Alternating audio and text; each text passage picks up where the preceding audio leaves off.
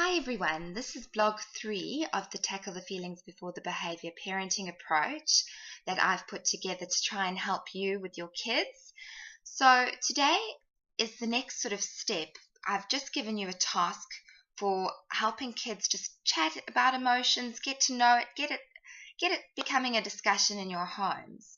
And I hope some of you've tried some of it and had a bit of success, or maybe you've just started bringing up emotions in the home. I don't know. I hope you've started to even just think about it.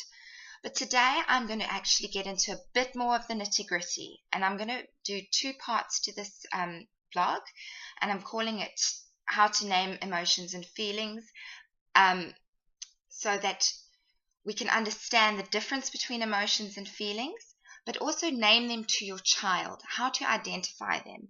So I'm not going to be able to go through every single experience that all your children are going to have. I'm hopefully going to get the cogs turning and how to do it and give you a bit of a general overview of what we do, what we look at in order to identify different emotions in children. I say we, anybody who is able to do this will know sort of that children, you have to read them, you have to read different behaviors, and parents generally do get this. You can generally tell when your child is scared or angry and things like that.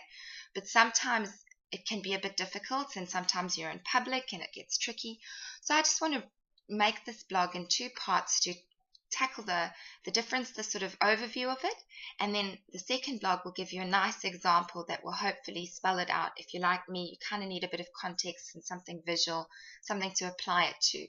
So either you just want to go straight to that and miss this, that's fine too. You'll probably get a lot out of just hearing an example. But I think it's important to hear this, and I'm probably going to bang on about it a bit in the blogs to come, because it's important that you are empowered and understand the emotions yourself.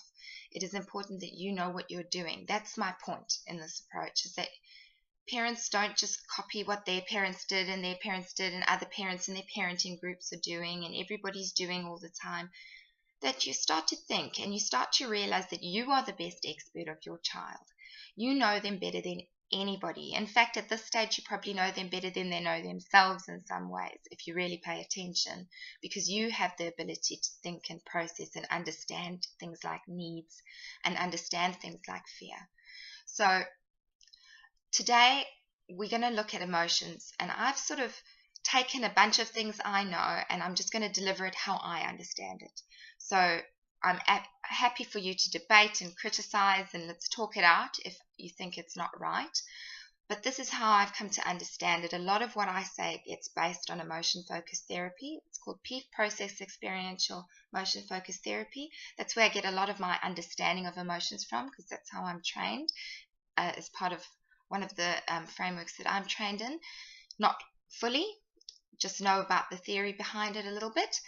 And so I look at it like last blog we talked about 6 core emotions, but I said you could be flexible about naming them for your emotion book.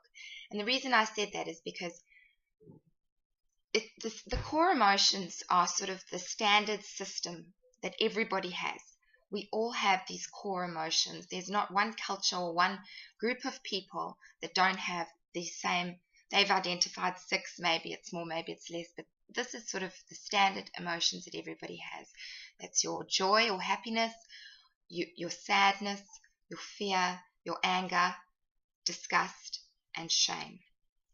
And with them, we'll use the example fear. So you get your core emotion is fear. What the child experiences is fear. Then you get associated emotions, or emotions that are similar to this core emotion. And when you think of fear, you can get something like anxiety or anticipation, or what have I got you? Panic or dread. So you have these emotions that are associated with the fear. And then you get the feeling. And it's important to understand that the feeling you get about something is almost not words. It's felt. It's in the body. It's a felt sense. It's a way of experiencing that emotion in the world as yourself. So how you feel is the best way of summing it up. Simple, but that's how it is. It's how you feel. So if you have got fear and you're experiencing fear as a really crippling dread, if you're feeling a really crippling dread, usually you feel like you can't move, like you closed in, like you don't want to go forward, a lot of resistance. You feel a lot of different things. Sometimes you feel a lot of different things when you're scared. So you could feel that dread, but you could also feel real anxiety and your heart beating, and you can feel all sorts of things. So when you are looking at your children, you need to understand that fear is not just I'm scared or I'm frightened. So you can't wait until they've got words to say that. You need to look at all the different behaviors and things that they're doing, and what you need to do is read their body language, read their faces, read their behavior in order to identify the emotion behind it.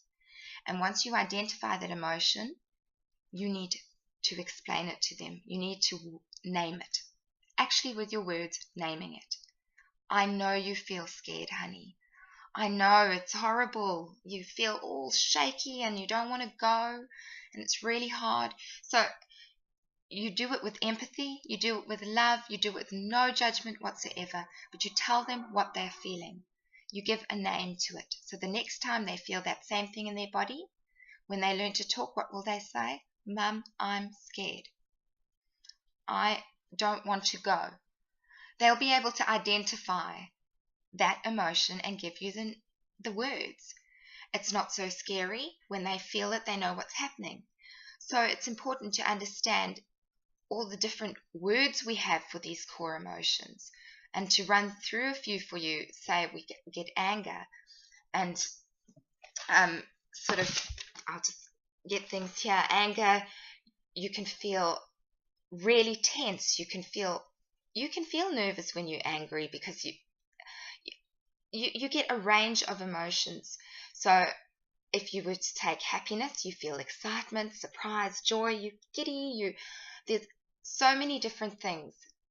But if you just try to nut out what that core emotion is, especially the big ones like fear, shame, are they feeling humiliated? Have they felt like, the whole world's looking at them and laughing? Do you need to build them up a bit? What do you do? So there's naming the emotion, and then there's going to be soothing the emotion.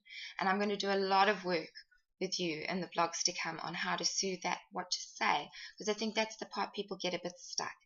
They know exactly what's going on. They know the child's angry. They actually probably know what the child's angry about, but they don't know what to do about it. And the child's screaming and pulling hair and behaving atrociously. You're in a supermarket. People are looking at you like you've got no control over your children. You don't know what to do. So the quickest thing would just be to dominate, because that's what you can do.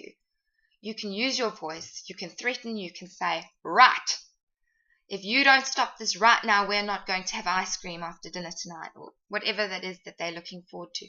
And you immediately jump into that.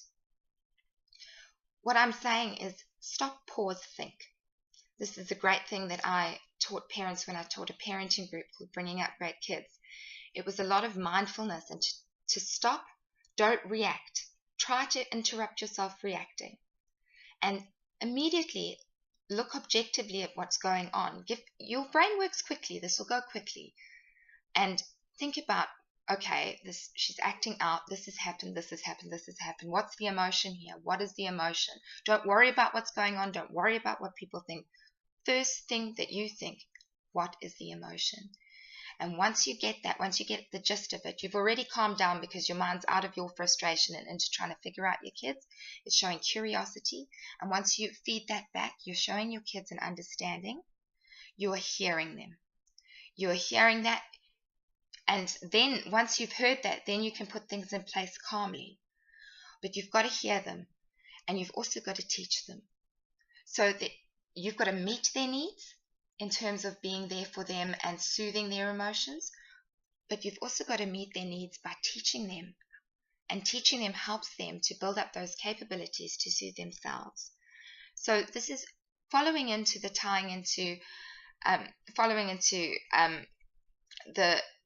looking at emotions a bit differently. You do need to look at them, look at the words we use, look at the different ways we experience them. Ask the kids to get involved in that when you're doing those exercises, like having a talk about a specific emotion, or recognizing in something a story that you're reading to them at night, and you use it as an opportunity to talk about what's going on for the character in the book. Take all opportunities to name emotions and the feelings. The feelings are important too, because that's what they have.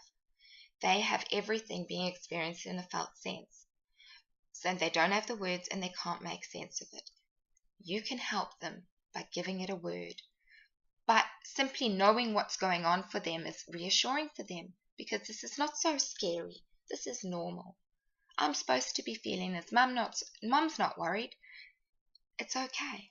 So it's reassuring, it's teaching. And then you put in discipline strategies in place. And we'll talk more about that kind of thing in blogs to come. But I hope you've got a bit out of it. And I will go on to part 2 in another blog to give you an example. Thank you for listening.